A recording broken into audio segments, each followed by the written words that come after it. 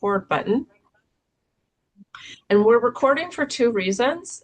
This actually won't be a publicly displayed webinar for Heroes because this is specifically designed for national instructors and agency instructors, and we want real conversation today. So we want you to feel comfortable.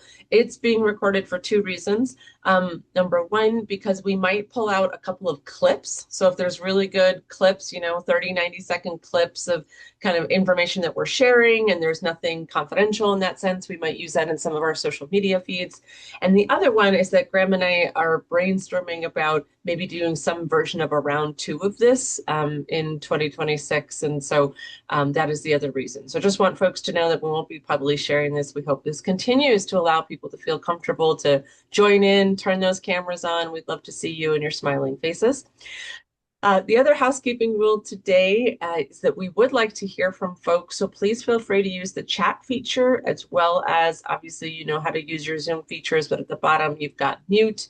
You're welcome to use the raise hand feature under reactions, but also, we want to kind of keep things rolling. So if that formality throws you off, just jump in. We'd like to hear from you. Hey, Michael, long time no see.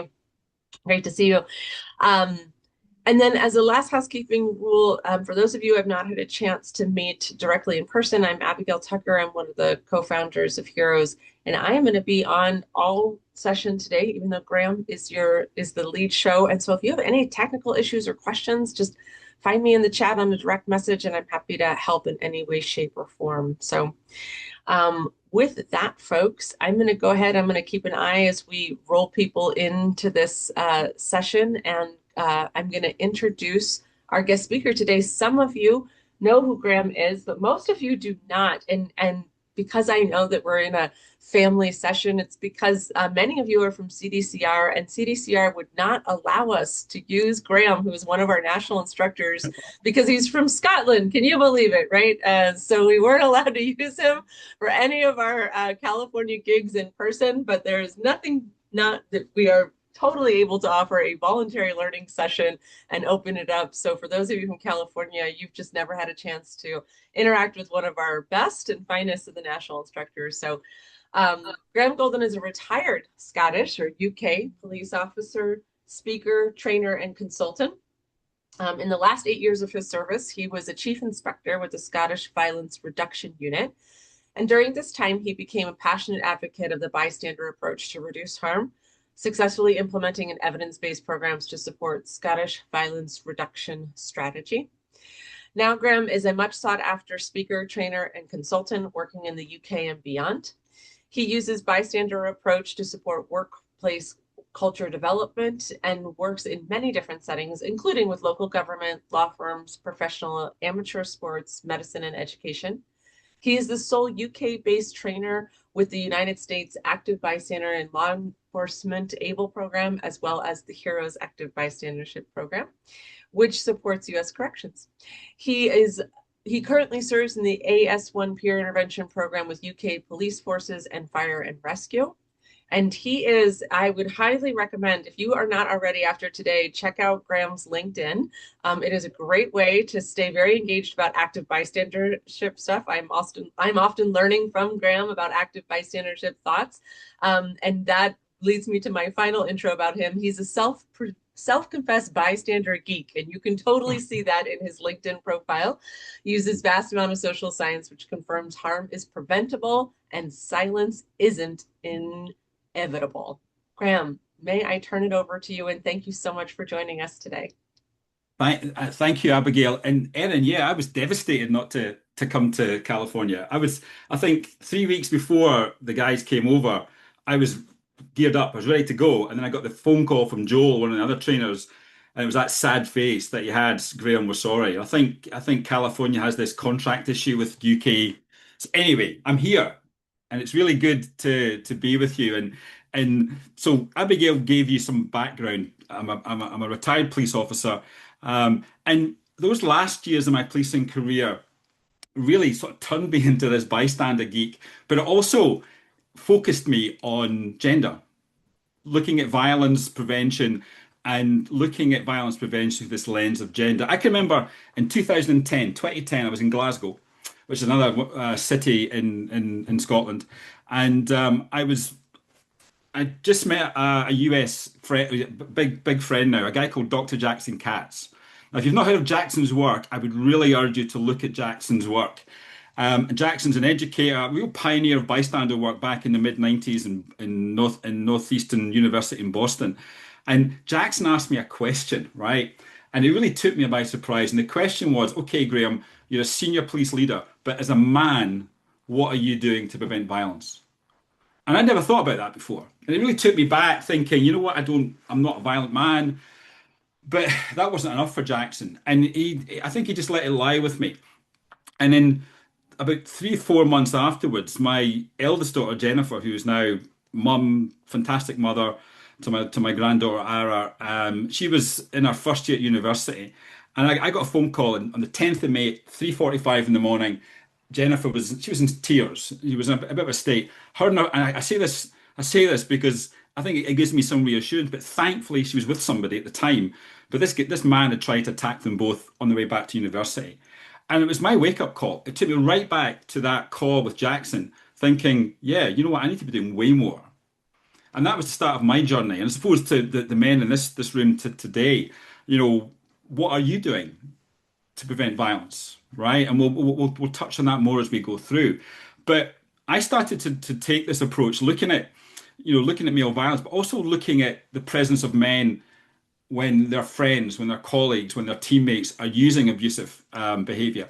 Because as we're going to learn tonight, there's certain situations where men struggle. We struggle to speak up. And I think it comes from the way that we're brought up, the way that we're socialized, and it follows us through out of our life. The kicker is, right, is that most of us guys don't agree with our friends' behavior if our friend's behaving badly. We just don't.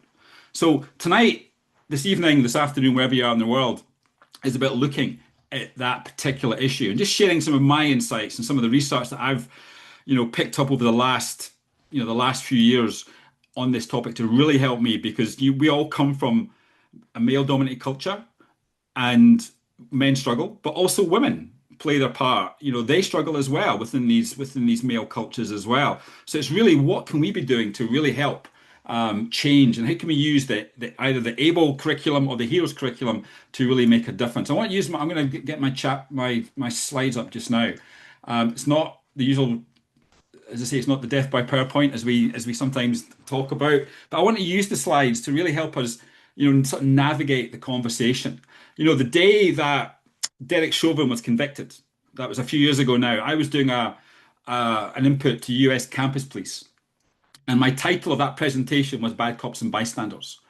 And I think I was the first person in the UK to hear of the conviction of Derek Chauvin. I even beat the BBC, which is a big thing here in the UK as well.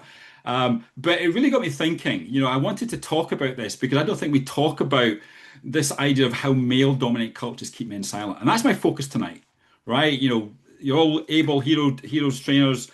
I want tonight to be as much of an interactive as we can possibly do. I'm going to post some questions, post some observations, and just get your response. And yeah, as Abigail said, use the chat function if we can unmute ourselves just to share some observations. I want to link into both of our curriculums. How can we use the curriculum, and also how can we use the approach that I think the curriculum offers us to really bring men into the conversation.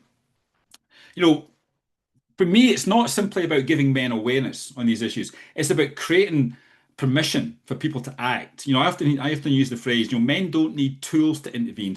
They often just need permission from other men to be able to speak up. So that's my sort of plans tonight. And here's 3 stories. One you'll see on the far right. You'll recognize. The Derek Chauvin, the murder of George Floyd, Minneapolis 2020, and we'll touch on that from time to time. The other 2 police officers you can see at the far left, we have Wayne Couzens, who in 2020 kidnapped and murdered Sarah Everard. Kidnapped and murdered a serving police officer. And he's now in jail for the rest of his life, as you can expect. The guy in the middle was David Carrick, and he's been found to be one of our most, I suppose, he's been described as a serial domestic abuser, a serial rapist, a police officer.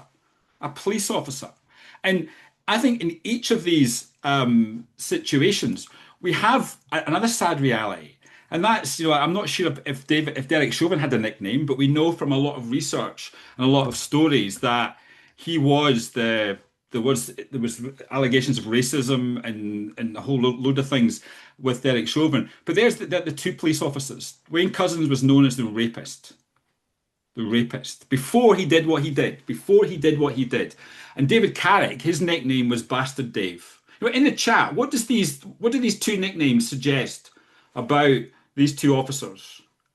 What do you think? And also the stories around Derek Chauvin. What do these nicknames? Because nicknames can be affectionate, can't they? They can be nice. They can be really nice.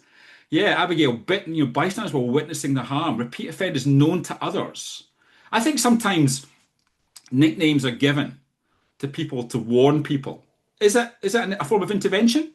I don't know. People, I think were people trying to tell people about these individuals, their attitudes, their behaviors. And I love that, Abigail. It's a warning sign. It's well known, Angela, and you're from Scotland, from the UK as well. Angela's an old colleague of mine, but well known that they were bad officers.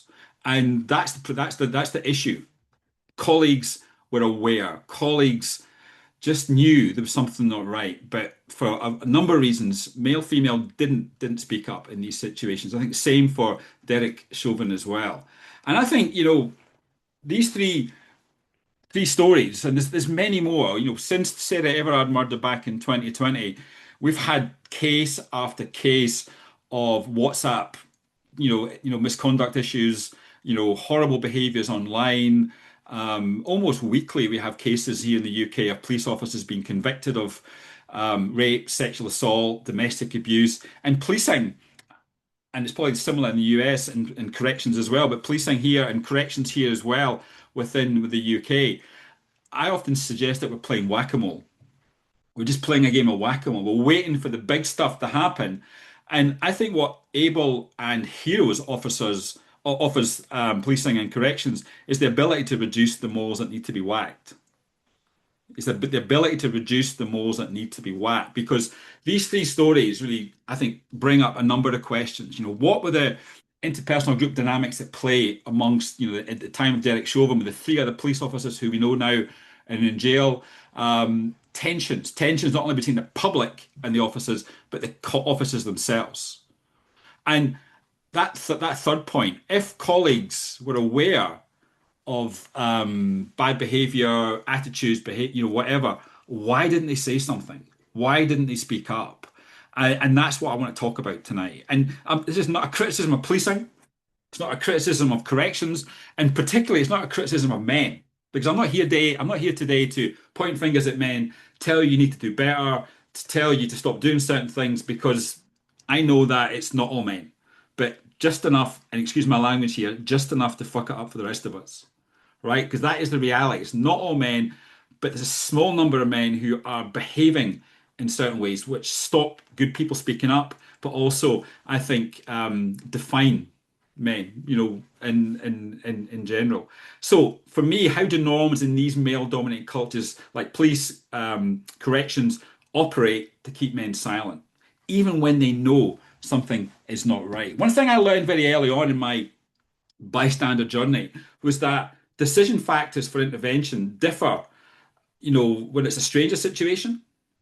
What's the fear for bystanders in a stranger situation? What is the fear if they put it in the chat? What's the fear if you intervene in a stranger situation where you don't know the person, the people involved in the fight, the disturbance? What's the fear for bystanders? What's the fear for bystanders, do you think? Put it in the chat. Give me some thoughts. They don't have all the info yet, but what's the big fear? Don't know the danger, Angela, because it's that idea. Could I get hurt? It's a physical fear, isn't it? It's a physical fear when it comes to strangers. But as we're going to learn a little bit shortly, it's totally different when it's our peers, our friends, our colleagues in these situations. And one thing that Jackson Katz taught me, I mentioned him a little while ago, is that we often rely on things like the bystander effect to describe why people don't act in groups. But when it comes to peer groups, especially within corrections, within policing, it's a social fear, right? And here's the thing I learned from a psychologist, and some of you will know Catherine Sanderson. And Catherine's book, Why We Act, is a fantastic book. And she brings out all the evidence around this type of stuff. And she cited recent neuroscience, which suggests that when when you're punched or kicked, right, that physical pain, it lights up in a MRI scan in the brain. The same pain receptor lights up when you feel losing friends, right? So we've got people who are feeling the pain of going against their mates. And I think that for men in particular, that comes from early on. Early on, we all, there's research which suggests that the older we get, the less likely we intervene in situations, right? The less likely we intervene the older we get, because the older we get, we start to conform to the rules. And the rules might be our parents don't get involved, or as we go into our friendship groups, peer groups, it's going against the group. Thank you, Abigail. It's a fantastic book. It's my Bible when it comes to this stuff as well. So really thinking about that, we've got to understand it's a different fear with friends, different fear when it comes to strangers. And this bit of research is well worth looking at, right? Just to shape your knowledge. Back in 2018, 17, 2018, Harvard did a really good piece in Harvard Business, and they talked about masculinity contest cultures in likes of policing, military, corrections, sports, and whatnot. And they identified that these cultures exist. In the chat, give me some examples of what you think they mean by masculinity contest cultures. So think about corrections, think about policing. Give me some examples of how these contest cultures might play out in either of these settings. So give me some thoughts. What do we think? How might these some examples of behaviors or events, incidents? What do you think? What might be described as a masculinity contest culture? Let's see what comes through. Nothing's come through as yet. Sometimes I am a long way away. Yeah, okay. Erin, go talk about it. Battle of the Badges. Tell me more about that. Erin, what do you mean by Battle of the Badges? Can you unmute yourself? Sorry about that. Yeah. I'm psychologist, not a correction, not custody officer, and I see there are some on here, so I'll defer to them. But my colleagues are encouraged. It's usually the officers, but they're basically UFC type fights, and they're done for charity and everything else. But it is definitely encouraged violence. Yeah, yeah. That dominance that comes up in Corey, you mentioned it, well, physical dominance becomes the leadership material. The way of doing something. Angela, men don't show weakness. Angela, what could that lead to? And think about corrections and policing. What could, if we don't tackle that, what could that lead to? Men don't show weakness. Well, it leads to, we're finding out it leads to mental health issues. Yeah, yeah, You yeah. know, more and more, particularly male police officers are suffering from mental health issues because they don't speak out. Yeah. Yeah, that we suppress the emotion of being able to speak up. So these contest cultures are there. And here's some other, other outputs that we see as well. Sexism, misogyny, we see that as well. Racism, I suppose, there as well. Working long hours. I can remember as a young detective in the 1990s, working far too many hours, trying to prove myself to my colleagues, at the expense of my kids, the expense of my family, playing up to these, even I suppose joining in with certain jokes and language, just to be part of the group, not admit mistakes. Big thing we see in the UK, just not people not admitting mistakes, that fourth point, not admitting you're struggling. As Angela said, we've got, and it's probably the same in the US as well, a major mental health crisis in policing and prisons as well. And I think far too often, when we're dealing with the bad behavior or the mental health crisis, we're dealing with symptoms. We're dealing with a symptom of a deeper issue. And I think that's the culture. Culture's the killer when it comes to things. Schadenfreude. Schadenfreude is basically, you will know this, you want your colleague to fuck up. You take pleasure in that person's demise. I call the next one the ABBA context, the winner takes all, right? It's a competition, right? We get the prize, emotional toughness, physical stamina. So all of these things play out. And Harvard talked about, and this was a story in Scotland in the last couple of days. Police officers working on abuse and sexual offence investigations are suppressing emotion rather than risk the stigma of seeking help. So this is the reality. And my frustration with the likes of the Federation is that they're not going into the culture. They're not going deep into the culture and asking the question, why is this? Why is this happening? And as I said before, men in particular struggle speaking up, but women are suppressed. We know that in these male-dominated cultures, women are conditioned just to go along with things, and they find it really hard to speak up around these types certain things as well. And you know, let me go back to this slide here. You know, thinking of the cornerstones of Heroes or the pillars of Able, can you identify how we can connect the cornerstones of Heroes and the pillars of Able? You know, give me some of your thoughts in the chat. Why? How can we use Able and how can we use Heroes to be able to address these issues? What do we address in the Heroes? What's the harms we talk about in the Heroes curriculum? Give me some thoughts in the chat. What harms are we talking about in the, in the Heroes curriculum? I've got a slide to put that as well because think of the able. We talk about the three pillars: mistakes, exactly, Abigail; loss of public trust; the harm to the organisation. So harm from bad behaviour, Erin; harm from mistakes, lawsuits. Yeah, so all the harms that we're talking about. I think it's really important to connect these because Harvard talks about this. If we don't address these issues, and we'll talk about how we can address these issues towards the end of this input today. But they talk about if we don't, we have organizational dysfunction. And in ABLE, we talk about the three pillars of ABLE: reduce mistakes, prevent misconduct, promote health and wellness. Within Heroes, we talk about similar: reduce mistakes, prevent misconduct, promote health and wellness. But that co-create, people finding it hard to get involved in this stuff because it's not the tough thing to be able to to do. I see it in the US. I see it here in the UK. DEI training is being badmouthed, isn't it? It's been badmouthed around the world just now. It's been badmouthed because it's not been communicated well. I don't think it's been communicated well by agencies and organizations. Good quality DEI training improves culture. Good quality DEI training improves relationships. And we get relationships right in policing, corrections, we can deal with all of these issues. We can reduce mistakes, we can prevent misconduct, and we can also bring people together. Right? Bring people together. The program that I've developed over the last 15 years that I use with policing is called As One. Coming together, right? That flow of the team. How do we create, the New Zealand All Blacks call it the team flow, Vanu, family.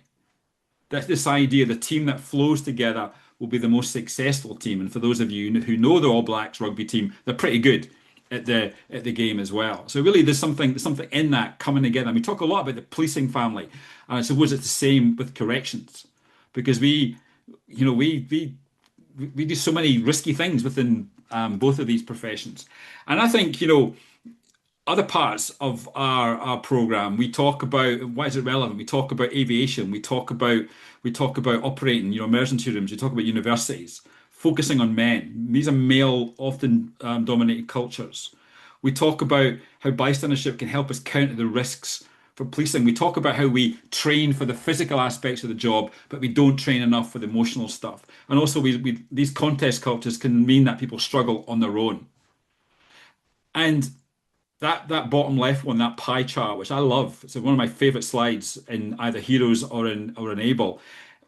Some people do the right thing. We know that. There's moral rebels in the world who will do the right thing no matter what. There's bad people who will do bad things either knowingly or unknowingly, but there's the rest of us. And we are susceptible if we're not careful. And I think Able and Heroes allows us to have the conversation, which brings the rest of us, I think, really into the conversation really well. It's a slide I just love. I love this slide because it focuses on the right people, right? And it actually brings people together. I think when I sort of use this slide. So there's a question for you as well. So we're starting to bring in and the research confirms this. This isn't me being all virtue signaling or moralistic. The research tells us that if we're not careful, we have issues in likes of policing, corrections, or other male-dominated areas. In the chat, what do you think the inhibitors? So we talk about in both these curriculums. There's a slide on part of the curriculum where we asked the group, what are the inhibitors? And what I think one thing I'd like you to consider when you do this curriculum from now on is okay, what about men? Let's have the male chat. Let's have the gender chat. And 'cause I don't think you're going off the curriculum. Just make it specific for men. So Angela, fear of being ostracized. Good one. That fear as well. Outcast. Corey, going to so seen differently. Tell me more about that.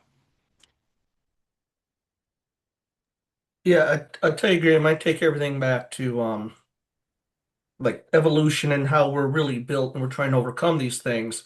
Yeah, We are built to fit into the group. That's literally that connection, hunter-gatherer yeah, tribes. That's literally how we're built. yeah, So fitting in matters more than doing the right thing.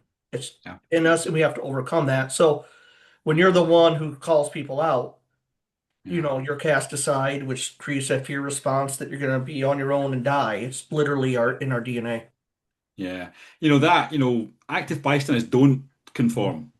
It's a good point you made there, Corey. We are, it's like in moments of crisis, we follow the herd. But when we're calling people to be active bystanders, or as Catherine Sanderson calls them, moral rebels, they don't conform. They've learned not to conform. And I think we've got the opportunity to help people stand out. And from some of the experiments that we do in both of the curriculums, we highlight that groups, the power of the groups. In groups, we can, join in with bad behaviors. We see that with WhatsApp groups here in the UK. We have that WhatsApps can be good. WhatsApp groups can be good for sharing information and arranging things. But then all of a sudden, someone drops in a joke or a behavior, and nobody challenges it. Then it becomes normalized, and people feel they have to join in. So as Evan Steib talks about, people move from the passive bystander to being complicit as well. Bullied, wussy, yeah, Evan. How do you think a young man feels to be called a wussy? What do you think? Think about that. How do you think that might impact? As if your microphone's working. Don't, no, don't worry. It's yeah, lack of manhood. This is one of my favorite films. Is it the Sandlot? Have you seen the Sandlot with the young boys, the baseball? It's an American team. It's a coming of age, and there's that bit where they're challenging each other to the game, and that immortal line, "You throw like a girl, you throw like a girl," and it just changes the whole movement. So fitting in, Corey, as well, but your masculinity is being challenged as well. Yeah, less than the Tony Porter, the American educationalist, talks about the worst thing that man can be called by another boy or man is a girl. What does that say about girls and women in 2025 when that's the worst thing that a boy? So we're up against thousands of years of conditioning that we need to start to make an effort to really start to overcome. The social fear, we talked about that before as well, that pressure to be one of the guys, right? Isolation, being ostracized, career progression, rookies. Think of probationers here in the UK, rookies in the US. Here in the UK, we have a 2-year probationary period. And in the probationary period, you can be sacked at any time just because your tutor constable, your training officer doesn't like you. And, we want police officers to be moral rebels, but even the probationary period forces them to keep their heads down because it's too dangerous to speak up. A perceived lack of support. It's that, I said, what if? If you go back to the Derek Chauvin, the murder of George Floyd, the 3 other police officers, my friend Richard Philpott and Mark Levine did some research which identified that the public who were watching the murder take place in Minneapolis, he recorded 200 attempts by these members of the public to tell these officers to stop. They got access to the body-worn camera. They got access to the phone footage from the likes of Daniela Fraser, etc. 200 times, right? And we know that one officer did try to speak to Derek Chauvin, but Chauvin told them to fuck off. What if they had known that there was support around them? That moved from personal responsibility to collective responsibility. So this lack of support is there. The reality is most guys want to help, want to do different. Men lack the language, the skills, and the confidence to speak up. That comes from our conditioning, from our sports teams and universities and schools. So we need to give men not just the tools, the direct, the indirect, and the defer. It's how do we give them the language? So when you're using the curriculum, what would you say? What would you say? And Corey, you're right. I think nicknames are you all know that's a warning sign. I think people give and women give, I think, nicknames to people because they're warning other women. Women are really good at warning each other about certain behavior, but us guys, we just sort of gloss over it. Bonds of friendship, we talk a lot about it in loyalty within both of the curriculums and the hierarchies, old, new officer, all these things kick in when it comes to people speaking up. Abigail, go for it. If you're gonna get to this later, just tell me to be patient. But there was something popped in the chat, or I popped in the chat. I saw one thumbs up. I'm curious if you hear this or think about it a lot, but I've experienced in follow-up with male peers when they've not intervened, right? So I felt like there was some inappropriate behavior happening, and like sexist jokes, things like that, Yeah. right? Happening at roll call. And even just how about just like really unnecessary language about sex and body and all that kind of stuff. Like there's really no call for that. And certainly made me feel very uncomfortable in a roll call training, right? As a very young female psychologist working in corrections. And I can remember a very distinct conversation with another young jail deputy who we started at the same time, went through Neo at the same time. And he followed up with me and was like, oh yeah, so sorry about that. Like, man, those guys are just a bunch of blah, blah, blah. And I remember saying like, well, why didn't you say anything? And I could tell I took him off guard. I was actually surprised that I even asked the question, but it actually was an indicator that I felt very comfortable with him, that I thought we were friends. And I was like, why didn't you say anything? And I told him, I said, I wish I had said something, but I was actually so shocked and uncomfortable in the moment that I felt actually quite speechless personally. That for me was very real. Sensory exclusion, right? What we teach. Yeah. But his answer was, I didn't want to undermine you. And then, I didn't want it to make it seem like you couldn't stand up for yourself.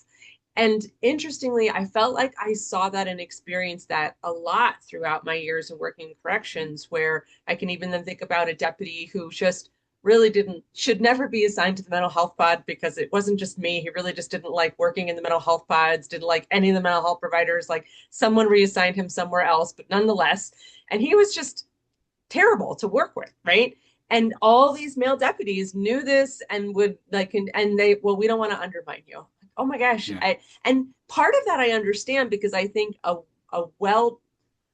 poorly intervened can absolutely come across to me as, especially if I feel like I'm managing it. So I do think there's mixed signals. I don't mean to actually lessen this for males. And so I just wonder if this comes up at all in the work that you do. Yeah, I think I've heard that being used before, but let's face it, Abigail, women for decades have been doing this stuff. Women for decades have been showing the leadership needed to address these issues. Think of the Me Too movement back, all those years ago. We had women speaking up, and men, and I think Me Too moved the focus from the harm doers, the Harvey Weinsteins, to the silence of men. I mean, we've seen stories around the world, in the US, here in the UK, of men behaving abusively towards women, journalists and whatnot, and men just standing around doing nothing. And I think sometimes they might excuse, they don't want to undermine you, Abigail, but I think the fear creeps in, the fear of challenging a friend, the fear of challenging a friend. And I said men just need, they don't so much need the tools, they need the conversation starters, etc., and the ways to do things, but they also need to feel support from men in their peer groups. Now, here's a question for you. How do we engage men then? What works, do you think? I'm going to show you a little film shortly of a colleague in the US who I interviewed a few years ago, and I asked the question, how do we engage men? What do you think? How do we engage men in these types of conversations? So in the chat, what works, what doesn't work? Give me some thoughts. Or raise your hands for this one. You want to raise your virtual hand rather than write stuff in the chat. What works, what doesn't work? What do we think?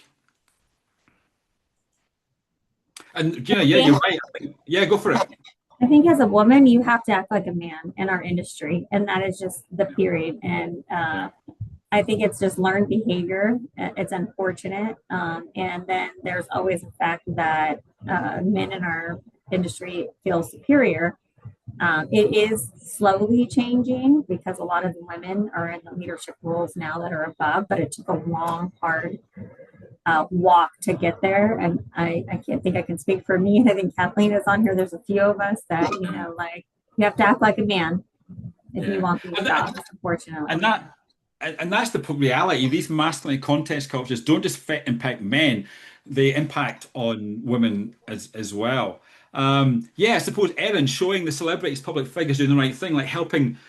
Yeah, the Mo Cheeks example that you've given there. Actually, I'm not a fan of using celebrities because sometimes I've got I'll show you a film shortly from Scotland that I helped develop a few years ago.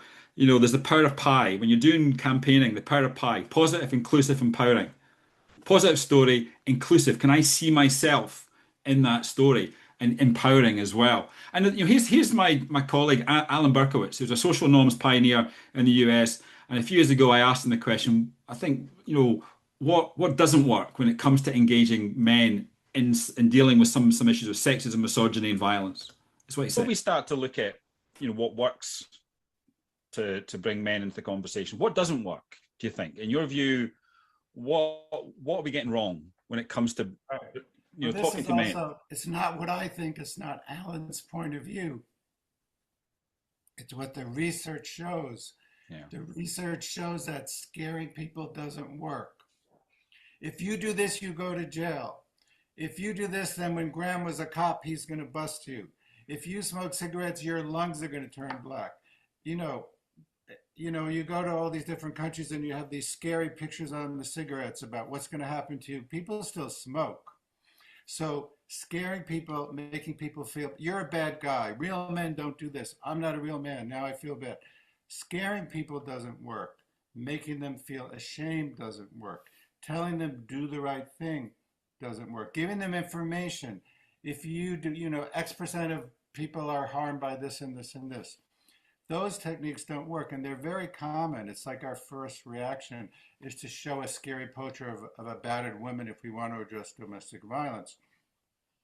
It's much better to focus on the positive.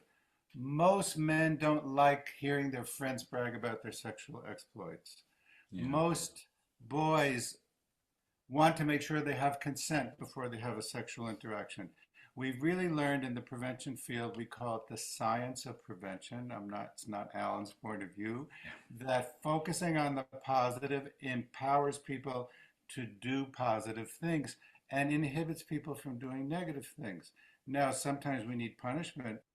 So Alan is telling us, and I think, looking at the curriculums, this bystander approach we use within both Heroes and Enable really allows us to bring men into the conversation as a solution. And Harvard gave us some solutions, right? That piece I shared a little while ago, Harvard talks about back to basics. What's the why? We join policing to help people, don't we? That's it. We join corrections to make a difference, to help our communities, to try and get people to move away from offending. So they talk about back to basics. They talk about correcting misperceptions. The need for us, most men are uncomfortable. And there's ways we can do that within both of the curriculums. How do we correct the misperceptions? When I work with lots of organizations, within the first 10 minutes, I've corrected misperceptions. And that's what I like about both curriculums. We start with what's in it for me. So we can start to use that. And that last one there, keeping harm doers in check. We need to create cultures where we let the small number of people that are referred to as actively toxic. They know exactly what they're doing is wrong. They need to be reminded and told that what they're doing is wrong, even by sitting in rooms. And I think we achieve that within both of our curriculums. Breaking down pluralistic ignorance is another thing we need to think. This is a little cartoon that I drew a few years ago, and I put those words above them. When you're in the training rooms in Heroes or in Able, virtual or in person, this is what you're up against, right? We talk about pluralistic ignorance through the social science experiments, but any opportunity to prick this bubble is really important. Two things that I try and do in my work with men is to redefine loyalty, and we do that within both curriculums, and secondly, prick the bubble. Because the reality is most guys are uncomfortable when they hear a peer behaving badly. But if we don't know it, that leads to us joining in with the poor behavior or keeping our head down for the reasons we've talked about a little while before.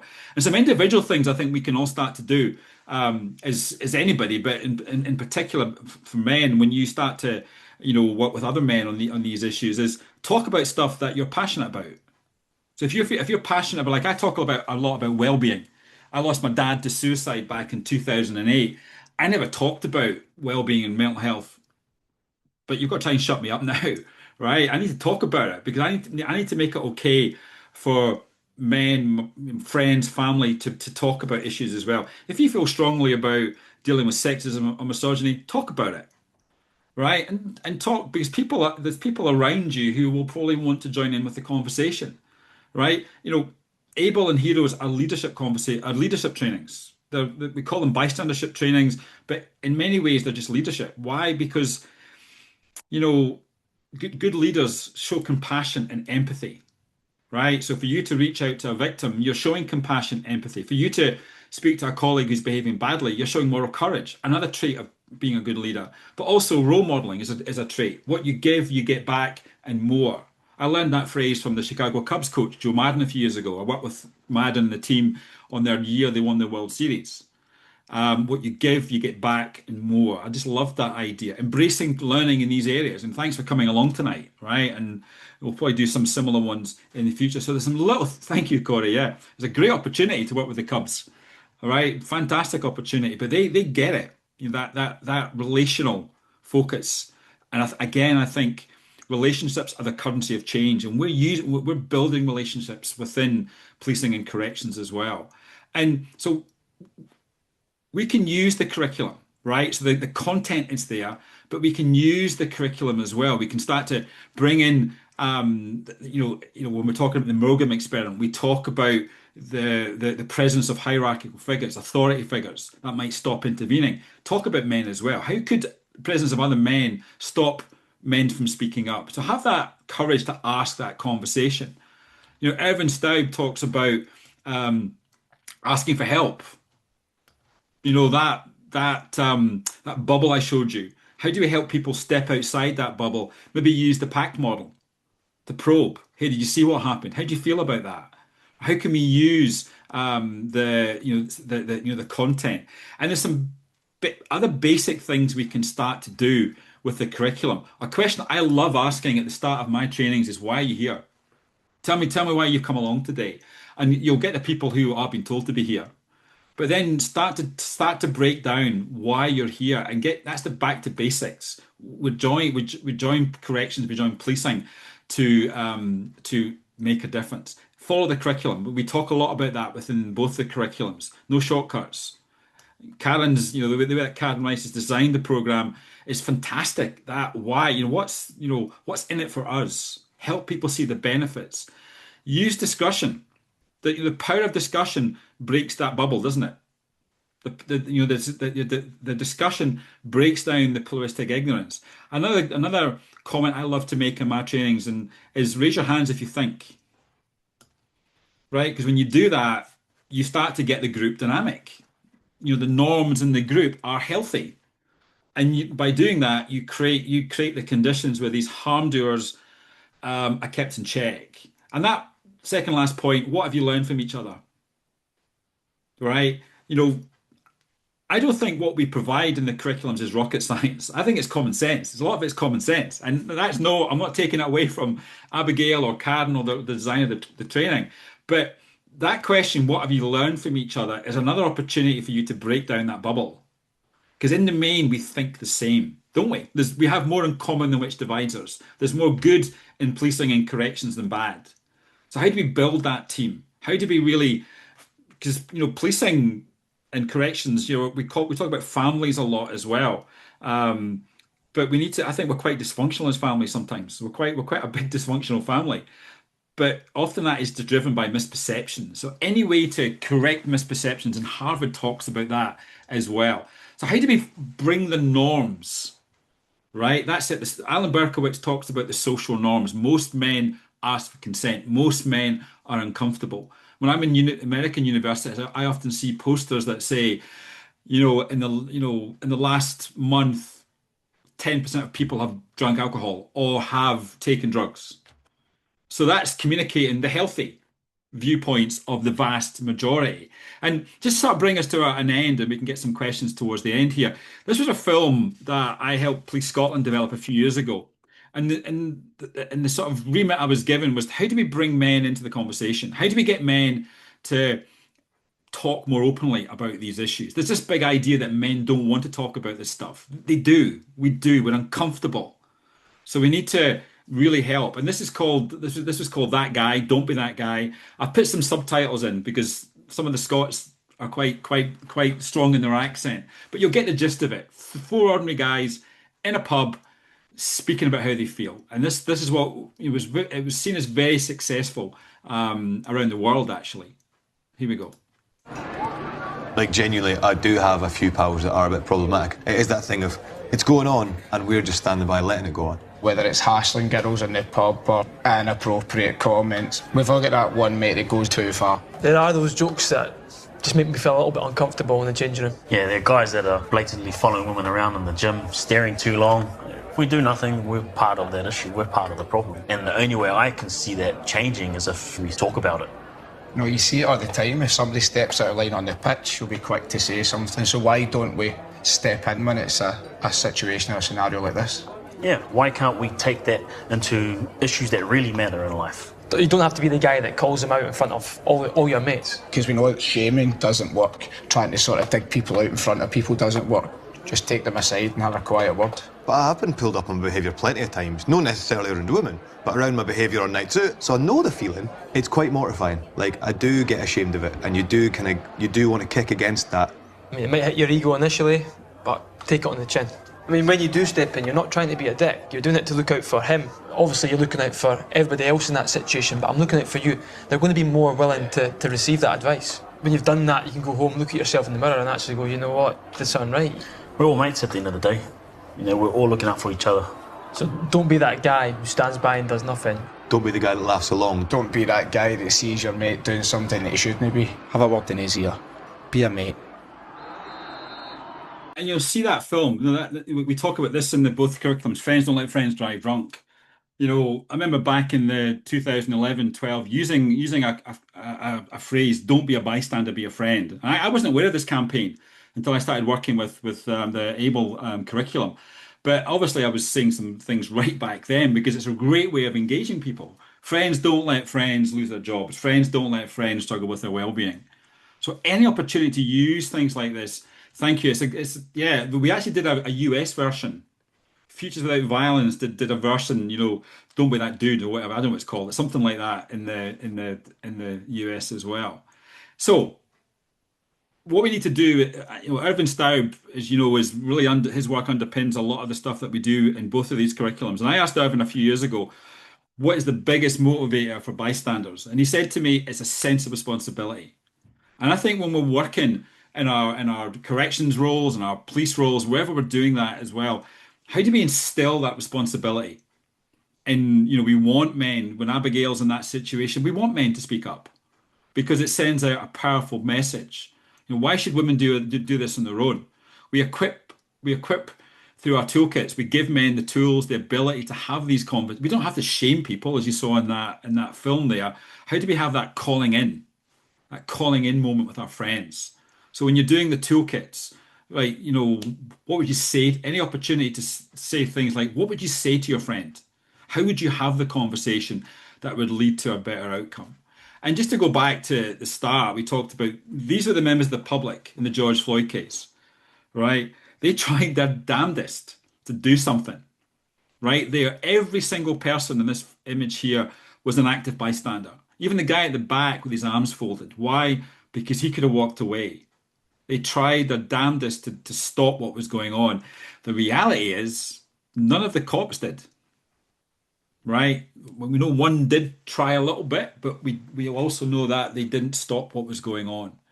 So, yeah, that's just a input. I think, just opportunities I'll come back to opportunities to have the gender conversation is really, for me, is really important.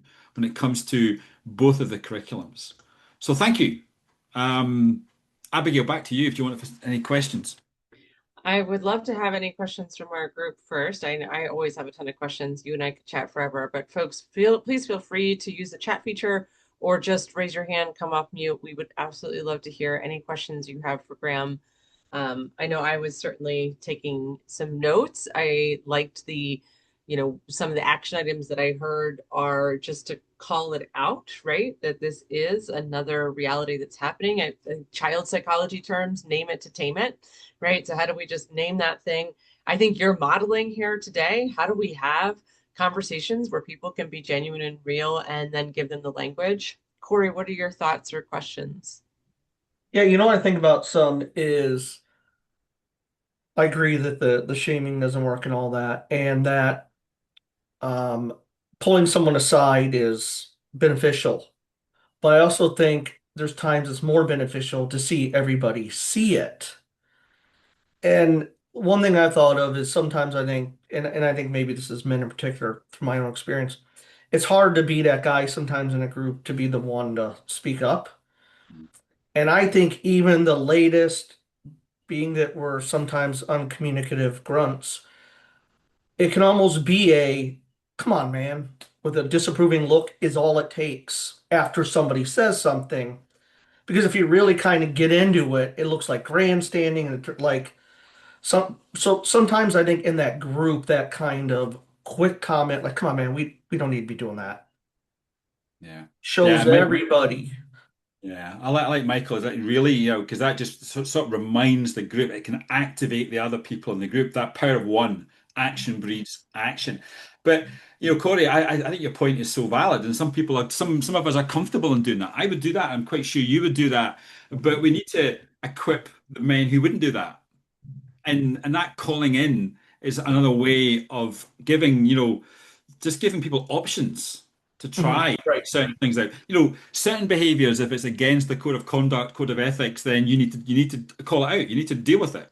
But in these early moments, which we try and focus on with both of the curriculums, it's how do we give people the confidence to be able to have that conversation, right? And I think you're right. You're right. Calling in and calling out. There's a lovely phrase from child trauma called "connect before correct." I use that a lot in my work. Connect. Hey, Corey, I'm your friend.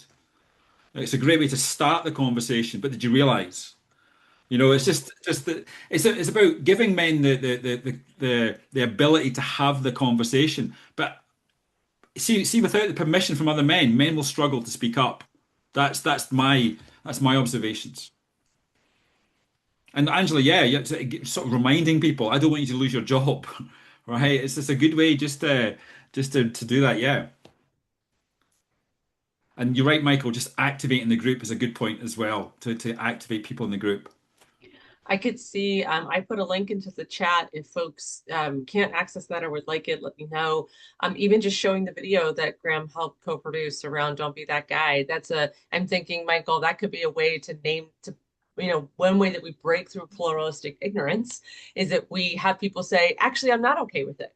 Like alone, right? And in a way, if we want to go back to our curriculum, that's a delegate, right? Engaging allies by saying, you know what, I am actually uncomfortable with this. And then all of a sudden it pulls to like, yeah, me too, me too, me too. And then how do we use that to say, so what do we want to do about it, right? We don't necessarily want to shame and blame. How do we call in or call out so that we can elevate the waters for all? Yeah. I do appreciate, Graham, because you started with some pretty, bad actors from your world. And we know Erin actually shared an article that was specific to her state in the beginning as well. Something you said in the beginning that I think is important, worth mentioning, and I'm actually just going to say from my perspective, is also that one of, but you got to deal with the small percent who they're not responding to the call in, call out, right? They are violating policies. They're violating rights of others. And having those people held accountable to the policies and procedures, because active bystandership is for the rest of us. For that small percentage, we need IA, we need policies, we need procedures, we need leaders, we need discipline, because that can also shift the culture to say that this, Corey, to your point, it says, hey, this isn't okay when this happens. Mm-hmm. It's such a shame to me when that gets initiated through a lawsuit versus an internal action, because that is also very invalidating and it happens a lot, at least in the States. Well, folks, I know we have about 5 more minutes, so here's what we're going to do. Very classic Heroes. We want to respect people's time. I know many people have to get to something right after this, and so we'll formally end our recording and session here today. Again, Graham, thank you so much. We're so lucky to have you as a national instructor at Heroes. It's great to hear from you, and we want to hear more from you. And folks, we would like to hear what topics you want to learn more about. Our goal is to build connection and community in our agency and national instructors, but also to really deep dive, right? So we deep dive into this. What else do you want to hear about us? Please reach out and let us know. We'd love to hear from you. Yep, absolutely. And